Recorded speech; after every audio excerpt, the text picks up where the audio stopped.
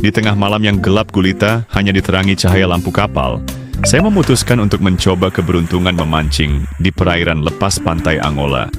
Ombak bergulung pelan, dan angin laut membawa aroma asin khas yang menenangkan.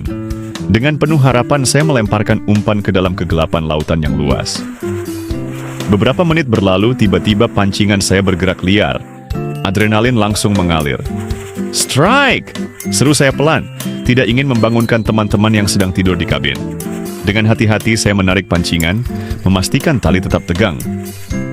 Perlawanan dari bawah air terasa kuat, tetapi setelah beberapa saat, saya berhasil menariknya ke permukaan.